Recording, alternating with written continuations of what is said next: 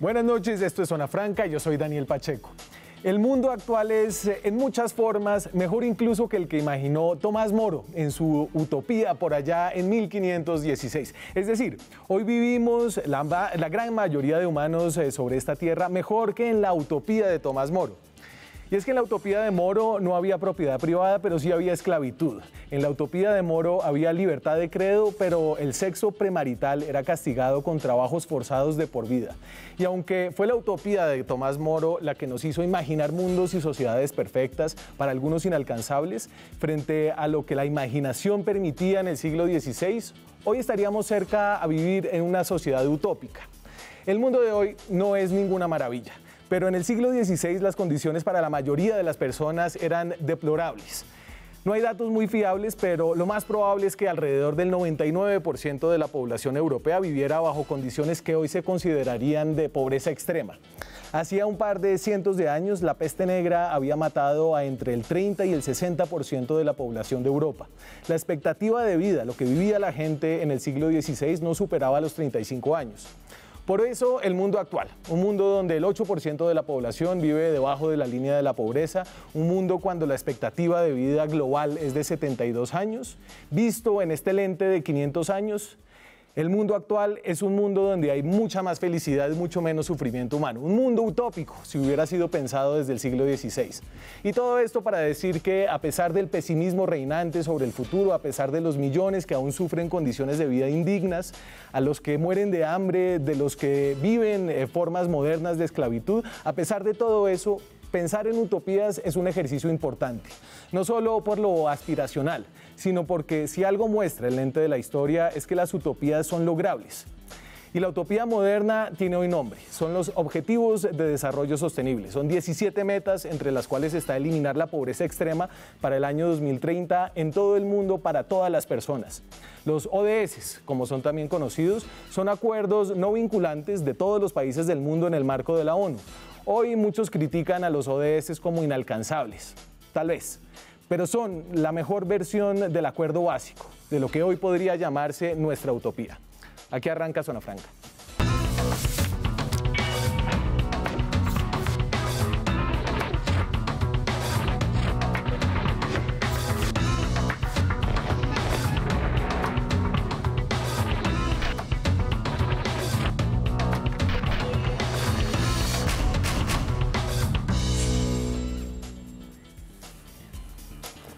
Y si los Objetivos de Desarrollo Sostenibles son nuestra utopía moderna, Alejandro Gaviria sería el Tomás Moro colombiano. Alejandro Gaviria es el director del nuevo centro ODS de la Universidad de los Andes, fue ministro de Salud, fue decano de Economía de los Andes. Alejandro, gracias por estar aquí esta noche. Gracias, Daniel, por la invitación. Chévere, complacido de acompañarlos. No considero hasta allá, pero bueno, yo me considero un optimista basado en la evidencia. Comparto algunas de las cosas que has dicho, Daniel, en el sentido de que esta generación, nosotros, quienes habitamos ese planeta en este momento, somos los más afortunados de todas las generaciones. Vivimos más libremente, tenemos más salud, en cosas como triviales aparentemente. Hemos visto más películas, hemos probado más sabores, hemos viajado más, hemos conocido más gente, probablemente no hemos leído tantos libros, pero somos afortunados. Definitivamente hemos escrito y hecho muchos más tweets. Para bien o para mal. Para bien o para mal. Es decir, sí. Aurelio Suárez es analista político, hace parte del panel de Mañanas Blue, fue candidato a la alcaldía de Bogotá, es parte del Polo Democrático Alternativo y es también un intelectual de la Colombia actual. Aurelio, gracias por acompañarnos hoy. A usted, Daniel, mil gracias por su gentil invitación. Un saludo a Alejandro y a los televidentes de Zona Franca en el día de hoy. Pues quiero contarle que casualmente hoy me encontré googleando, como se dice, un artículo, no recuerdo de qué portal, en el que, pues en inglés, que decía las 20 mejores cosas que el mundo ha hecho en los últimos años. ¿Sí? No recuerdo si eso pareciera como una especie de, no sé, sí, un portal muy optimista, pero yo tengo una lectura muy diferente en este sentido, Daniel. Yo creo que el mundo va en una regresión. Mire, hasta los años 90 el mundo se debatía entre el socialismo y el capitalismo, para que lo pongamos en términos generales, dos mundos. Y tras el fracaso de Cortina de Hierro y la reversión en China, la gente dijo, no, ahora nos vamos a montar en la globalización. Pero la globalización tiene dificultades enormes. Es más, yo pienso que estamos en una regresión de la globalización. Entonces, lo que usted decía como utopías, a mi modo de ver hoy, aparece más utópico todavía. Usted ve distopías donde nosotros vemos utopías. Porque yo veo la regresión, ¿sí? O sea, cuando estamos viendo todas esas expresiones de xenofobia, estamos viendo todas estas expresiones de supremacía, ¿sí? De todo este tipo de cosas, por favor, yo estoy pensando que vamos a hacer una regresión. O sea, que casi que uno podría decir que, una buena pregunta, los ODS, los Objetivos de Desarrollo del Milenio, sostenibles, ya no milenio, ¿son utopía o están en el lugar equivocado? A ver, en el momento equivocado, para ponerlo históricamente. A mí esta gráfica me encanta para enmarcar un poco la discusión de la mirada del lente largo, de la historia y de cómo estamos hoy frente a cómo estábamos antes. Y creo que pues, esto no va en contra de lo que usted dice de cómo estamos hoy. Definitivamente es innegable que estamos mejor en muchos sentidos de cómo estábamos antes, sino lo que usted dice es cómo vamos para adelante. Dame la de pobreza en el mundo y esta es una gráfica que mira la cantidad y la proporción de personas en el mundo que viven por debajo de la línea de la pobreza desde 1820 hasta el 2015. Entonces, la cantidad de gente, esa es toda la gente que hay en el mundo, que ha habido todo en el mundo desde 1820 hasta el 2015.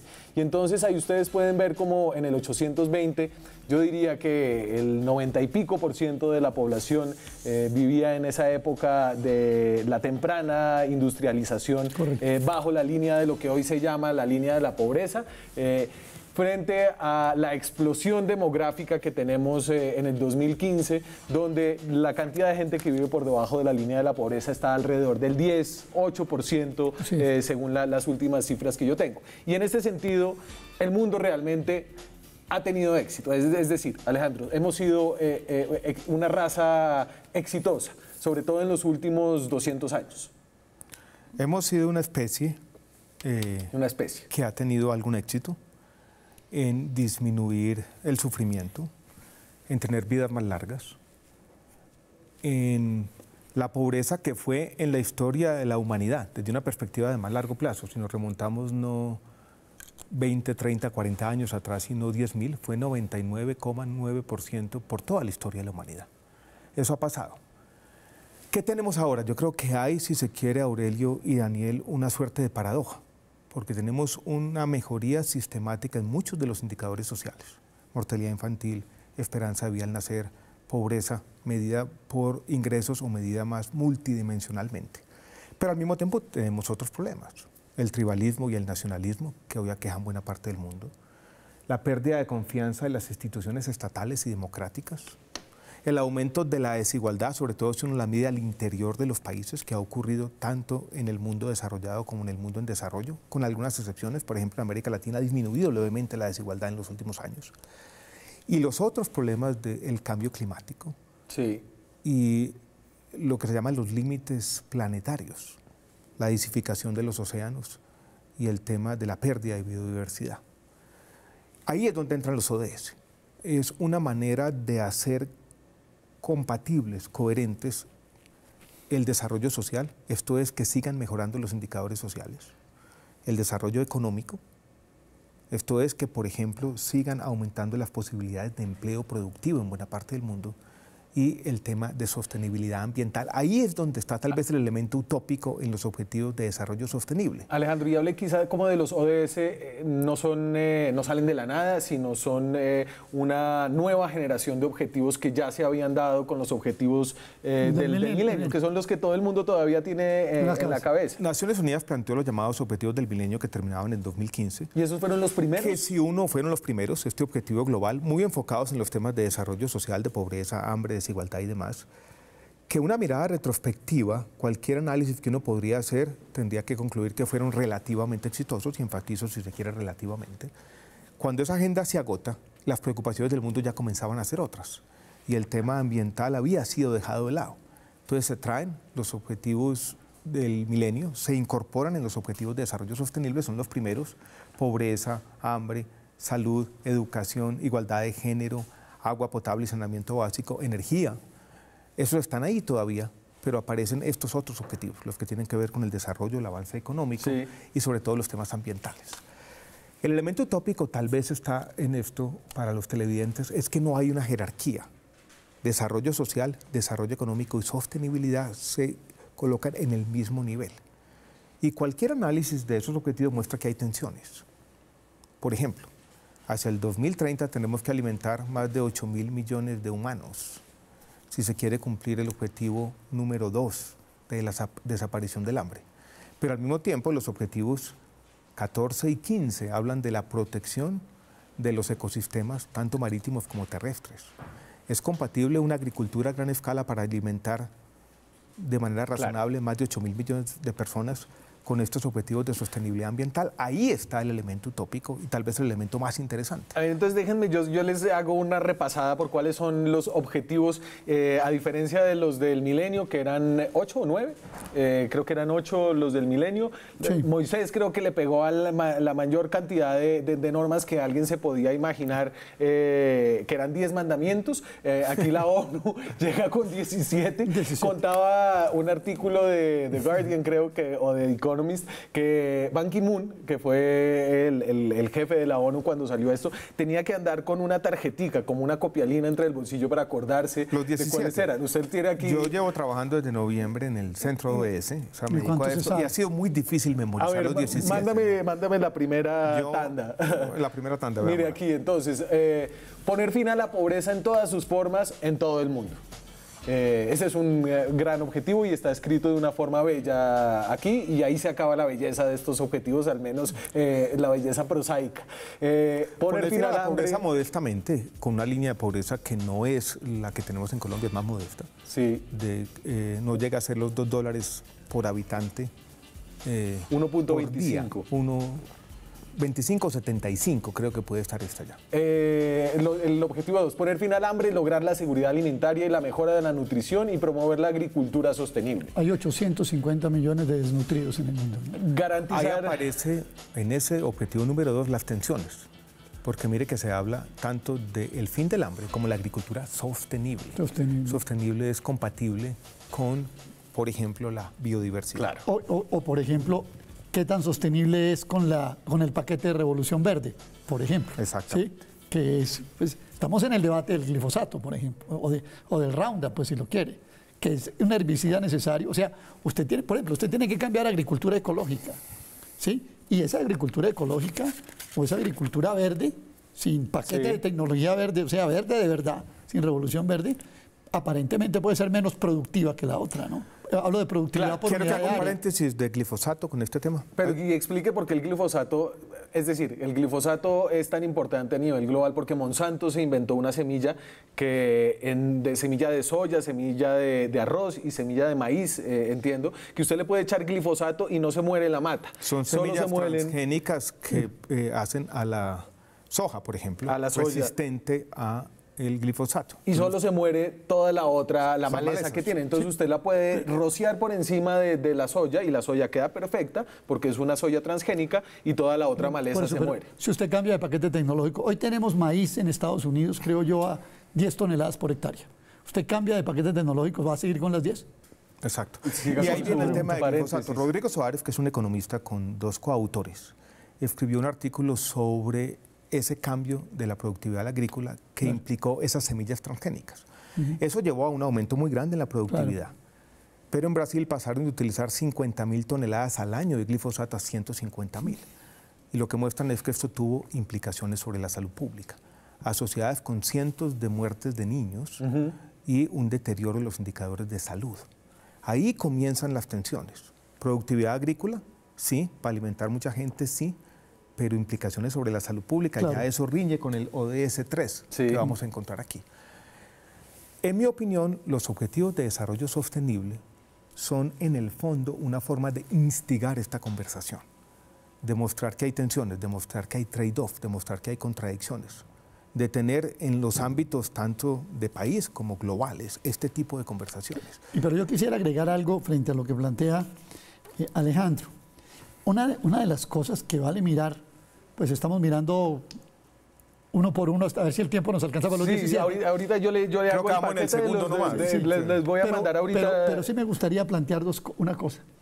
Si hay alguna página de la literatura que a mí me haya impresionado, no sé si a ustedes, son las primeras páginas de la novela El perfume. Cuando habla de cómo era la vida... El saneamiento básico de París, ¿no? ¿Se acuerdan, no? Claro. Ok. Es decir, los excrementos se tiraban por la ventana a la calle. Ahora, en el mundo todavía hay, y buenas ciudades, estilo perfume, ¿no? Vaya a la India. Pues vaya a Tumaco. O vaya a Chocó. Es decir, los barrios palafíticos. Correcto. Entonces yo tengo una digamos, inquietud, no solamente en términos de todo lo que estamos hablando de la contradicción de unos con otros, que es perfectamente pertinente, sino con las metodologías de medición. ¿Sí? Porque al final de cuentas, todo esto se rige por promedios. ¿Sí? En general, la metodología, para usted decir, logré el objetivo, es que saca un promedio. Y unos bolsones que pueden ser, sí, recordemos una cosa, Daniel, cuando usted mide el crecimiento es el resultado de la sumatoria de dos variables, la tasa demográfica y el ingreso por habitante. Si usted normaliza en el mundo una tasa demográfica que puede estar abajo del 1%, los ingresos por habitante le van a dar un promedio, pero es un promedio sobre la base de unos altísimos niveles y de muchos bajos. Entonces, las metodologías también van a contar aquí un poco para justificar o no la utopía. Yo puedo hacer un comentario con lo que dice Aurelio, que es muy interesante, y con un ejemplo concreto. La mortalidad infantil, que hace parte, es tal vez el segundo indicador o meta trazadora en el ODS 3, que es el tema de salud. Si no fuéramos a regir por lo que plantea Naciones Unidas, en Colombia ya cumpliríamos la meta, que es 25 niños por cada 1000 nacidos vivos. Sin embargo, si nos vamos a Chocó, si nos vamos a la Alta Guajira, si nos vamos al Guaviare, si nos vamos a buena parte del país, no se cumple. ¿Cuál es el ámbito concreto de aplicación? Nada se dice.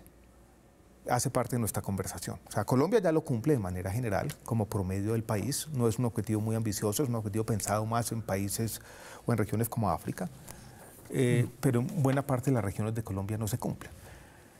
Por ejemplo, yo creo que en alcaldes y gobernadores que van a asumir el año entrante probablemente van a tener algunas de estas metas como referente y van a ser parte de la discusión en el país, aquí y allá. Y yo creo que ahí está el valor de los ODS, de propiciar esa conversación. De decirle, por ejemplo, al gobernador de un departamento de Colombia donde esto no se cumpla, tenemos que cumplir esto como un mínimo. Este es un mínimo, este no puede ser el máximo, pero como un mínimo en algunas regiones de Colombia y decir, vamos a tener seguramente cierta desigualdad en algunos de estos indicadores, pero hay un mínimo que en el fondo atenta con la dignidad humana, y es el que plantean estos objetivos de desarrollo sostenible. Entonces, Aurelio, podemos decir, sí se cumple en Colombia, pero mientras no se cumpla en Chocó y en La Guajira y en otros departamentos, no podemos estar satisfechos. Sí, entonces, esa es la conversación que se quiere propiciar. Así esas regiones de Colombia representan a una parte mínima de la población de todo el país. Pero incluso también quiero contarles algo. Si ustedes revisan, usted presentó mi libro de Bogotá. Sí, señor. Bueno, en ese libro usted recuerda, y esto se ha seguido marcando, que la pobreza extrema en Bogotá viene creciendo desde el año 2015, ¿no? La pobreza extrema en Bogotá llegó a un punto y viene creciendo. E incluso la pobreza monetaria también empieza a regresar. A partir del año duro para la economía que fue el año 2015. Ahí sí nos metemos en un problema casi epistemológico, ¿no? Y es que uno siempre va a encontrar un barrio, una manzana, 2 o 3 casas donde una tragedia ocurra. Entonces, si cogemos esto en el microscopio y nos vamos acercando, como pasaría en Google Earth, siempre vamos a encontrar que en alguna parte, en alguna región definida como sea, no se va a cumplir.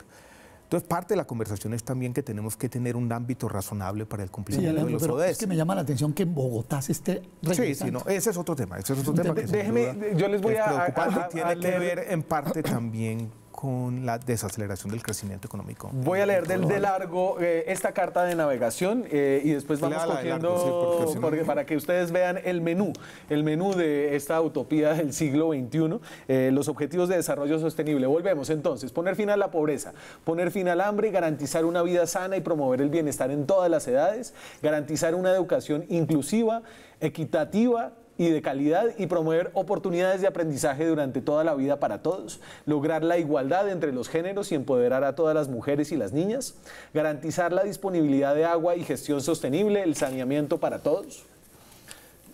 Vamos solo en el 6. Vamos en el 6. Garantizar el acceso a una energía asequible, segura, sostenible y moderna para todos, ahí hablando de tensiones. Vamos en el 7, ahí yo creo que hay un corte, porque hasta el 7 son los objetivos del milenio. Son de desarrollo. Sí. Mire que estamos hablando de pobreza, salud, sí, hambre, alimentación y en el fondo servicios sociales y servicios públicos. Y entonces aquí viene el paquete económico. Ahí viene el paquete económico. Son básicamente económicos. Promover el crecimiento económico sostenido e inclusivo, el empleo pleno y productivo y el trabajo decente para todos. Construir infraestructuras resilientes, promover la industrialización inclusiva y sostenible y fomentar la innovación, reducir la desigualdad en y entre los países. Ese debió haber sido muy negociado.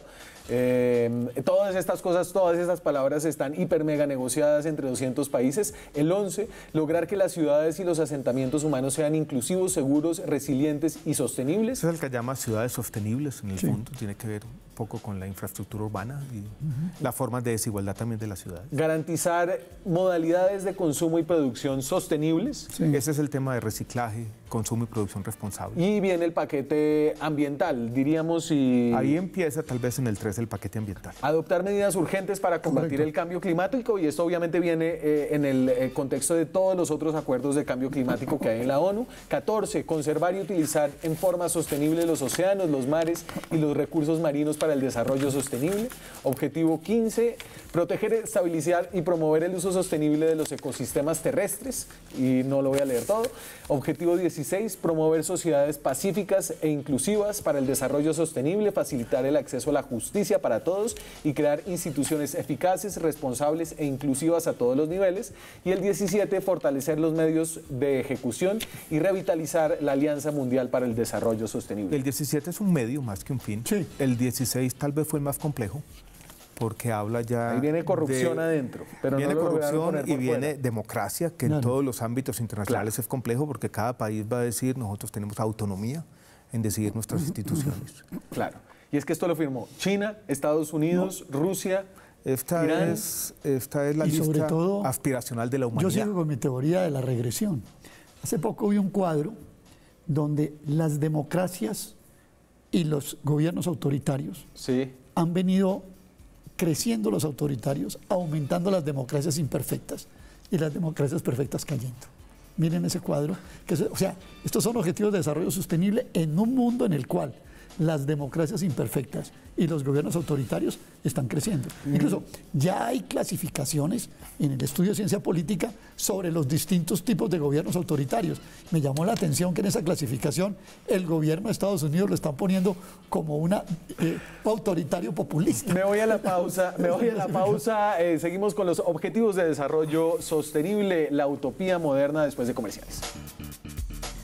Seguimos en Zona Franca, hablamos esta noche de los objetivos de desarrollo sostenible, la carta de navegación que el mundo logró acordar de aquí al año 2030. Cómo desarrollarse de aquí al año 2030, cuáles son las metas, y estas metas de manera novedosa involucran el tema del medio ambiente, de reconocimiento al cambio climático, y esta fue, digamos, que una de las novedades, Alejandro, con relación a los objetivos del milenio, que eran como los antecesores de estos ODS. Tal vez, Daniel, hay que decir que esto se hace en un momento también especial, cuando la humanidad comienza a hablar del antropoceno. O sea, que estamos entrando a una nueva era, si se quiere, geológica, donde las acciones humanas ya comienzan a impactar los sistemas geológicos, biológicos y atmosféricos. O sea, esto se hace en un momento de preocupación sobre el futuro del planeta y sobre el bienestar no solamente de las generaciones presentes, sino de las generaciones futuras. Mucho cambió en la discusión de finales de los años 90 y la discusión ahora. porque la evidencia científica hoy en día es casi insoslayable en el sentido de que los cambios de naturaleza planetaria global son muy grandes. Entonces, por eso, los temas de sostenibilidad hacen parte fundamental de esta lista. Y es increíble lo que se demoró, porque no entró en la negociación del 2000, que fue el pacto del milenio, digamos, el tema del cambio climático, ¿no? No entró porque era cargada políticamente de muchos problemas, porque esa discusión está aparejada de una discusión de lo que se llama justicia climática. Es quién de todos los habitantes del planeta va a soportar la carga de los ajustes que tenemos que hacer para la sostenibilidad. Esto es para el cumplimiento de estos objetivos. Y yo creo que tal vez la discusión más interesante es la siguiente, y la que comienza a permear todas estas discusiones, y es qué tanto tenemos que cambiar con los mismos sistemas de producción, con los mismos sistemas de consumo, con la misma cultura. ¿Vamos a cumplir los objetivos de desarrollo sostenible? Mucha gente comienza a sospechar que no, y que el incrementalismo que de alguna manera sirvió para cumplir los objetivos del milenio no va a ser la fórmula o la receta para cumplir los objetivos de desarrollo sostenible. Y que necesitamos cambios más radicales en el modelo, cambios culturales de mucha trascendencia. Y fíjese, que uno no los ve pasando, y yo veo como la siguiente tensión. Si uno mira, dice Manuel Rodríguez, ambientalista, que él encontró la palabra desarrollo sostenible en más de 8 o 9 millones de páginas, está por todos lados. Sí. Hay una gran discusión académica, se escriben libros, se escriben artículos, pero nada cambia, nada parece deshacerse de manera inmediata, y mientras tanto, la posibilidad que hoy se cumplan algunos de estos objetivos de desarrollo sostenible, sobre todo esa parte del 13 hacia adelante, parece cada vez menor. Claro. Los objetivos del desarrollo sostenible son esos 17, pero además tienen 169, si no estoy equivocado. 169 metas. Estos son objetivos, o sea, los otros son metas. Aguados y está. Si fuera a repetir las 169 metas, se y las acabaría metas el programa, son como, dame el de ecosistemas terrestres para que veamos solamente, imagínense cómo son estas metas, y les pongo solamente 2. Para el 2020, promover la gestión sostenible de todos los tipos de bosques, poner fin a la deforestación, recuperar los bosques degradados e incrementar la forestación y la reforestación a nivel mundial. En Colombia, el compromiso del gobierno es llevar a cero la deforestación neta para la región amazónica en el año 2020. Ese es el compromiso de Colombia en los ámbitos internacionales. Sí, pero el plan de entonces, desarrollo ¿quiere que le ponga el plan de desarrollo lo que plantea? No, pues el plan de desarrollo dice que sigamos al mismo ritmo de deforestación. Póngame el plan de desarrollo, por favor, Juan Sebastián. Tiene unas metas inaceptables, como dijo Manuel Rodríguez. Esa meta pues la meta del plan de desarrollo es, y ahí la cito, detener el crecimiento de la deforestación en el 2022. Hoy crece al 23%. Pero eso quiere decir que se permite entre el 2019 y el 2021 que se deforesten al menos 220.000 hectáreas por año, porque parece que para parar el crecimiento uno puede deforestar 2.000... Parece que no hubieran visto su programa especial sobre deforestación. Es una meta de segunda derivada. Yo lo vi. Es una meta de segunda derivada. Sí, claro. Y es una meta que llevaría al incumplimiento de los compromisos internacionales del país. Es una meta que tiene... con buena razón a todo el mundo con los pelos de punta. Yo le quiero picar, porque ahí Gaviria deja sentado, creo que un punto donde a usted se le hace agua a la boca, Aurelio, y es hay que cambiar el modelo. Es decir, el modelo incremental, incluso el reformismo que Alejandro tanto ha defendido, sería insuficiente para cumplir algunos de esos objetivos de desarrollo sostenible. Se la voy a poner más difícil. Si usted coge, por ejemplo, los objetivos anteriores que vimos del crecimiento económico, sí, y usted le descuenta el patrimonio natural que se deteriora por las acciones antrópicas, le estoy seguro que ese crecimiento sería negativo, ¿cierto? Por ejemplo, la ecuación energética. Si usted le introdujera al crecimiento económico una ecuación energética sobre la cual usted encuentra, como está pasando hoy en el mundo, que estamos en procesos donde la energía disipada es más que la que se transforma, ¿sí? Pues realmente el asunto empieza a complicarse, ¿no? Y mire que hay un ejemplo que yo quería poner que es muy a propósito, que tiene que ver con el famoso tema de basura cero. Ajá. Este es un buen debate en el caso de ciudades sostenibles, o sea, queda perfecto. Vamos a hacer basura cero. Bueno, hicieron basura cero y hoy estamos echando más toneladas de basura al relleno Doña Juana que cuando anunciaron la política de basura cero. Ya, hay unos textos de Martínez Alier que son bien interesantes de economía ecológica sobre el tema de basura cero. Dice, el problema, y ahí empezamos a tocar alguno de estos objetivos, el problema está dado es por el tipo de consumos que estamos haciendo. O sea, si usted no modifica los modos productivos, si usted no modifica las formas de consumo, pues la basura le va a seguir creciendo. Yo hice un programa el otro día acerca de si había, por ejemplo, que dejar de comer carne roja. Y eso hablando de reformismo y revolución, eso caería, Alejandro, y creo que estaríamos de acuerdo dentro de la revolución. Dejar de comer carne roja. Que todo el mundo deje de comer carne roja, es una revolución. Pues es una revolución personal. Es un cambio en las dietas, es un cambio en los modos de producción. En el cambio, y digámoslo claramente, es un cambio también en la cultura. Y en el cambio climático, porque acuérdense que los gases de las reses son los que más afectan en la creación de gas metano. Pues una revolución íntima, no una revolución política, toda la carreta. No, es un cambio muy grande en la forma como vivimos, cómo nos relacionamos con nuestro ambiente, y además de muchos años. Ahora parece ser un cambio necesario. Hace 2 semanas presentamos un nuevo reporte que hizo la revista inglesa médica que se llama Lancet, se llamaba así, Eat Lancet, y tenía 2 temas. La forma como estamos comiendo nos está matando, el tema de la malnutrición y el aumento de la obesidad, y está matando el planeta también. Claro. Y planteaba, para muy corto plazo, pensando en un horizonte que no era mucho más allá del 2030, cambios, me parecen a mí tan radicales y en el fondo tan utópicos, para volver, Daniel, con el lenguaje del comienzo del programa, que yo dije va a ser muy difícil. O sea, si el futuro de la salud y el futuro planetario depende de estos cambios, o sea, que regiones enteras que llevan no cientos, sino miles de años conviviendo en su medio ambiente, por ejemplo, en actividades pastoriles o de ganadería, tengan ahora que dejar eso atrás, tengan que relacionarse con el ambiente de manera tan diferente, esto va a ser muy difícil. O sea, plantea básicamente revolución o catástrofe. Así es. La revista Lancet, ¿no? Sí, claro, pero mire... Y ahí es donde viene, Aurelio, perdón interrumpirlo, es el tema de cómo conciliamos esta visión utópica con el posibilismo. Sí. ¿Cuáles son los instrumentos para hacer ese cambio? Tecnológicos, culturales y, si se quiere, económicos. Y son muy poquitos. Están los impuestos verdes, los impuestos al carbono, energías renovables, yo creo que la humanidad está avanzando. Están los pagos por servicios ambientales, están los bonos de carbono, están cierta toma de conciencia, ciertos cambios educativos que están transformando, por ejemplo, en los jóvenes la forma como se percibe el medio ambiente, pero uno ve claramente aquí una tensión entre la inercia de las circunstancias, la inercia de la humanidad, este paso a un precipicio. Sí.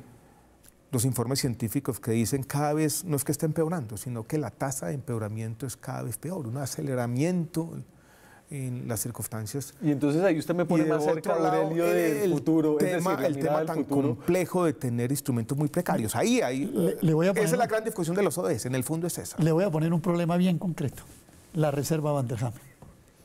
El profesor Van der Hamen concibió la reserva es el tema local, ¿no? Como una agrópolis, sí. Pero nos lleva a la discusión de la ciudad sostenible. Sí, es el tema local, exactamente. Sí, ahí se materializa muchas de estas la discusión. El profesor Thomas Van der Hamen dijo, esa reserva hay que volverla a una agrópolis. O sea, él siempre pensó que esa región de Bogotá, que hace parte de la estructura ecológica de la ciudad, debería ser una productora de alimentos para la ciudad. Entonces, bueno, y con unas formas de producción, digamos, bueno, para que entremos en la frase común, sostenibles. ¿Sí? Y entonces estamos hablando de que la ciudad tiene que crecer hacia allá. ¿Sí? Fíjese usted esto que estamos discutiendo, que lo plantea Alejandro de alguna manera y que yo lo aterrizo aquí en lo local. Digo, bueno, entonces, ¿qué hacemos? ¿La agrópolis o las casas? Me voy a la pausa, ya regresamos. Seguimos en Zona Franca, hablamos hoy de los objetivos de desarrollo sostenibles, la utopía moderna en la cual se pusieron de acuerdo más de 200 países. Y a propósito de eso, salimos a la calle a preguntarle, si usted fuera dueño de la utopía, ¿cómo sería? ¿Cómo sería esa utopía? Esto dice la gente en Bogotá.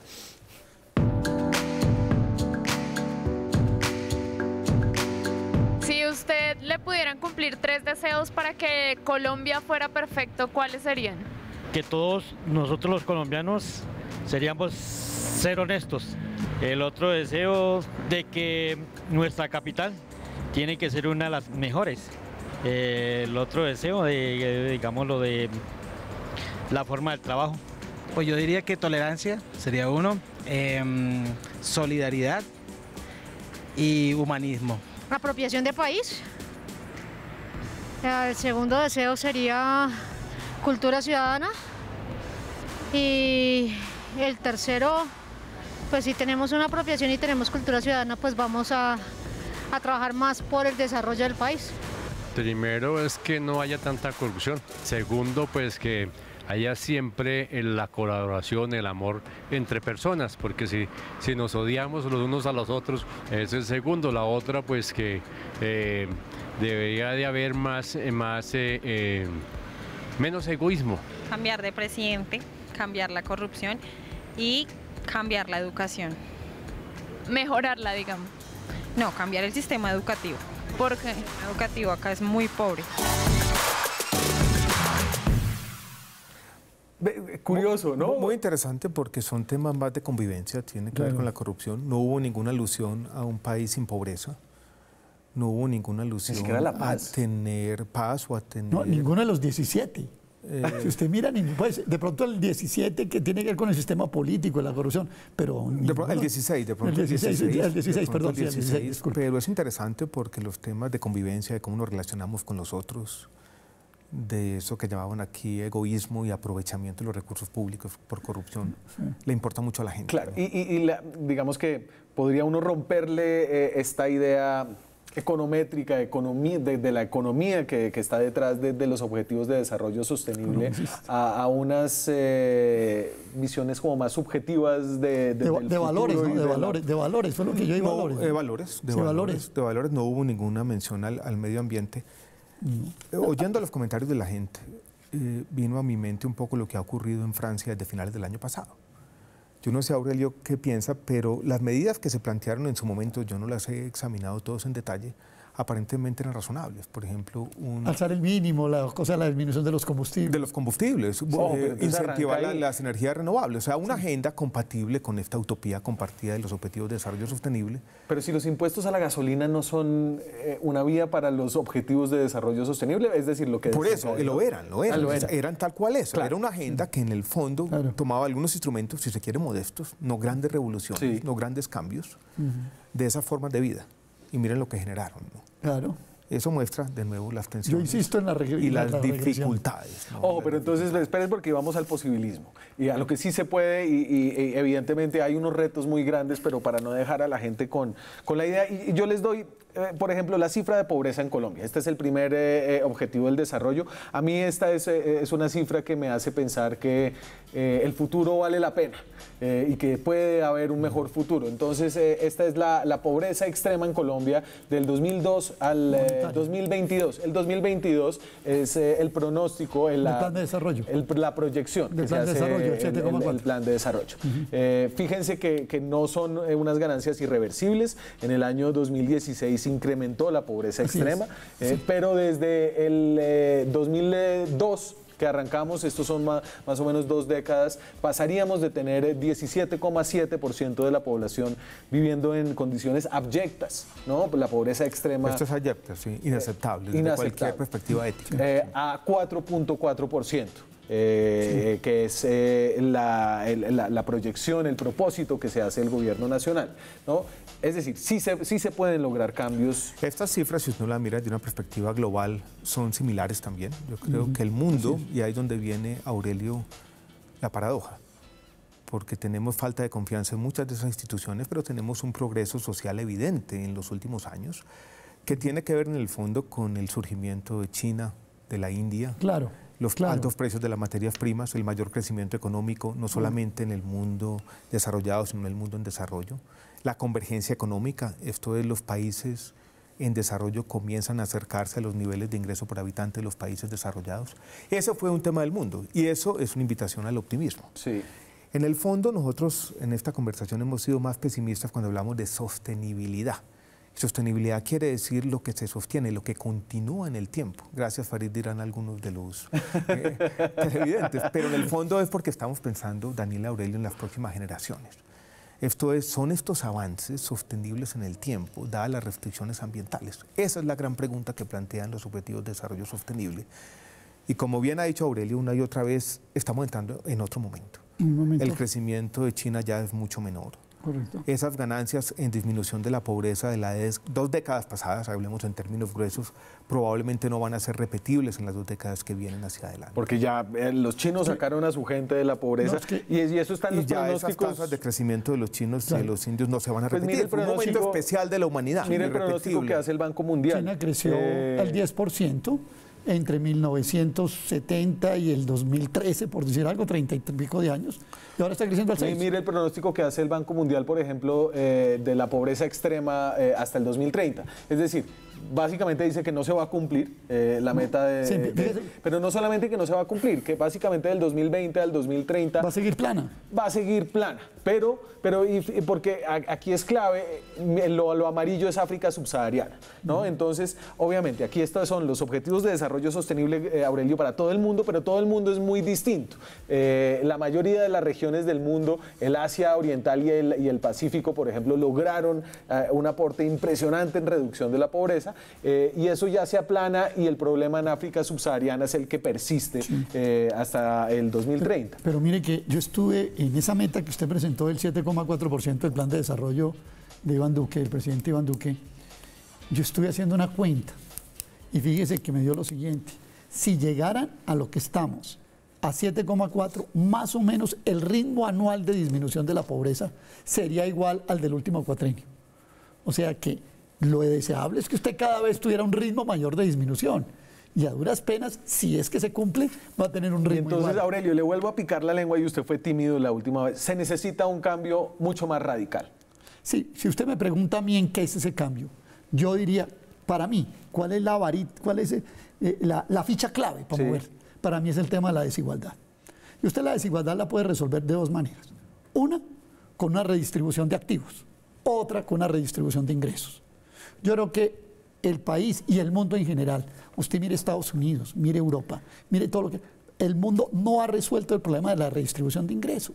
Entonces, y para que la gente entienda, la redistribución de activos sería básicamente coger la riqueza que ya tiene la gente en su bolsillo, la tierra, el apartamento, y redistribuirlo. Si usted dice, ese no es la vía. Yo creo, no digo que es la vía, yo creo que hoy en el mundo primero hay que agotar una cosa. Y la redistribución de ingresos es básicamente usted cuántos impuestos le cobran a su salario. Claro, eso tiene que ver con las políticas fiscales, tiene que ver con las políticas monetarias, tiene que ver con las políticas sociales. Al final de cuentas, eso lo aclara Piketty, la desigualdad es un resultado de la política económica. O sea que en el fondo usted tiene que mirar qué pasa con la política económica. Y entonces me voy a la pausa.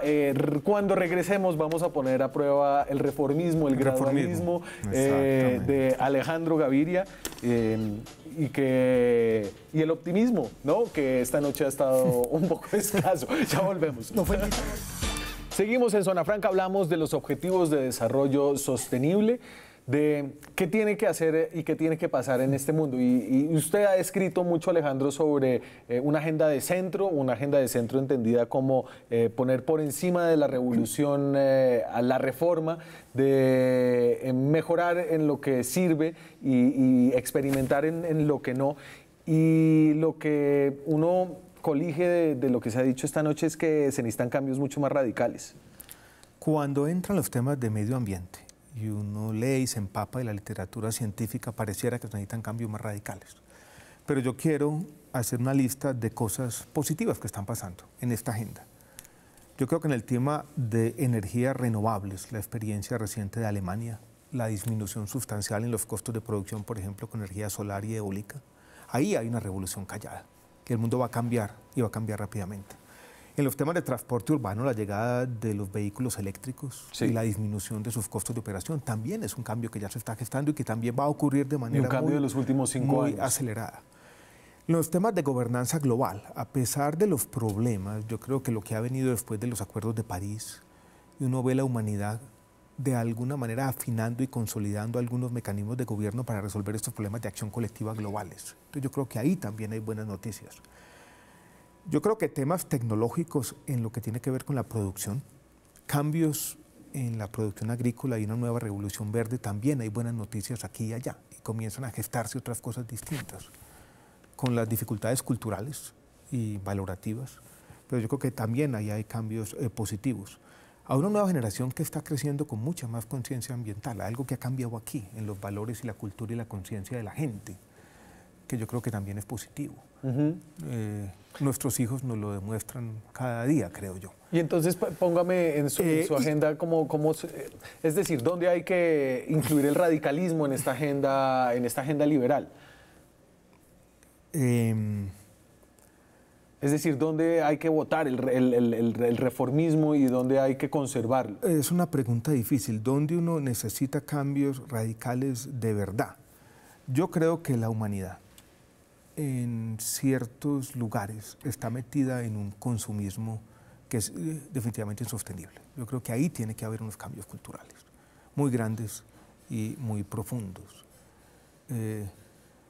Si seguimos consumiendo a la forma que lo estamos haciendo, y si el mundo cree que la aspiración que debemos tener como comunidad global es que las clases medias de todo el planeta consuman como las clases medias de los Estados Unidos, ahí sí, apague y vamos. O sea, está más Entonces, fácil. el tema de, creo que veo más fácil la redistribución a través del ingreso. Yo creo que es tal vez más fácil, pero ahí tiene que haber un cambio. Sí, pero ahí tiene que haber un cambio, no sé cómo va a pasar. Es que si la clase media china se vuelve la clase media de Estados Unidos, se está volviendo. O sea, si los chinos quieren baños con agua corriente, se acabó el agua del mundo. Sí, está volviendo. Pero retomando un poco lo que está diciendo Alejandro, yo creo que hay un tema cultural de conciencia, ¿sí? Una toma de conciencia de la humanidad. Una toma de conciencia alrededor del tema ambiental, pero a mi modo de ver un poco distorsionada, y voy a decirlo por qué. Porque en el mundo se ha creado la teoría de que todos somos igualmente responsables, ¿sí? Entonces uno ve candidatos a la presidencia echándose el discurso del cambio climático. En Colombia, cuando Colombia es el responsable del 0,2% del deterioro ambiental mundial, estoy hablando en términos generales de gases. No, yo creo que parte de lo que hay que hacer es meter en cintura a los principales contaminantes y a los principales deteriorantes, que son China y los Estados Unidos. China es responsable del 25%, bueno, entre el 20 y el 25% de los gases de efecto invernadero. Estados Unidos está por arriba del 14% y la Unión Europea en el 9%. Entonces uno aquí parado con el 0,5% y pues además con un cargo de conciencia, a mí me parece que ha faltado una unión, por ejemplo, sobre todo los países tropicales, porque es que recuerde, para volvernos un poquito más catastróficos, que al final de cuentas en los países tropicales los efectos climáticos se amplifican. Entonces a mí sí me parece que hace falta una unión de los países tropicales en llamar atención sobre los principales contaminantes, a decir, bueno, esto va más allá de los bonos carbono, esto va más allá de que usted me financia que haya guardabosques a cambio de crear allá una sociedad de consumo infinita. Aurelio toca tal vez el punto más interesante de estas discusiones globales, que uno podría denominar, entre comillas, justicia climática, porque hay dos desigualdades aquí presentes. Primero, ¿quién va a pagar los costos más graves del cambio climático? Las poblaciones vulnerables en zonas costeras, generalmente en áreas tropicales, que es la población más pobre. Y segundo, ¿quién tendría que pagar, en términos de justicia, el cambio del ajuste? Y lo que dice Aurelio es, empecemos por quienes más consumen, por quienes más han contaminado y por lo que uno podría decir tiene una culpa histórica. Sin embargo, el problema es que si uno lleva esa discusión en esos términos, a los escenarios globales, el tema político del presente, o sea, un presidente, y planteó el presidente Hollande de Francia en algún momento, que dice, listo, nosotros nos declaramos culpables. Así es. Y entonces mis ciudadanos, los ciudadanos de mi país, van a tener que disminuir cualquier cosa, su consumo de cualquier cosa. Aquí vamos a entrar en un proceso de crecimiento en términos de respeto a la justicia climática. Ese discurso político es un discurso fracasado de antemano. O sea, ¿Cómo hacer compatible la justicia climática con los ODS? Es parte de esta Pues llegó Macron, le puso un impuesto a la gasolina y no ha salido del problema todavía. Trump, que trágicamente de pronto va a ser reelecto, ha sido casi un negacionista del cambio climático. Yo pensé que íbamos a terminar. Y va a West Virginia a básicamente abrazarse con los productores de carbón y a echar al traste todo esto que se me acabó el programa. Pero acuérdense de un detalle, que el término cambio climático, según la película Vice, lo adoptó Cheney, ¿no? Cuando dijo, estaban en una reunión y dijeron que calentamiento global, dijo, no, eso está muy grave, pues volvamos a eso, cambio climático. ¿Sí? Para cerrar. Yo creo para cerrar lo siguiente, en todo caso, esta es una lista de aspiraciones de la humanidad. Es un tema que en los ámbitos públicos, privados de la sociedad civil está siendo tomado en serio. Hay un hecho positivo con el que quiero terminar. Daniel, estamos teniendo esta conversación aquí en este programa Y eso yo creo que es el resultado de los Objetivos de Desarrollo Sostenible, que por lo menos está instigando un debate público sobre estos temas. Y eso ya de sí es una ganancia. Ojalá era un debate que no se tenía hace algunos años. Suficiente para salvarnos y salvar al mundo. Muchas gracias, a ustedes dos. Muchas gracias a ustedes. Nos vemos con más periodismo, con más debate, con más opinión. Chao.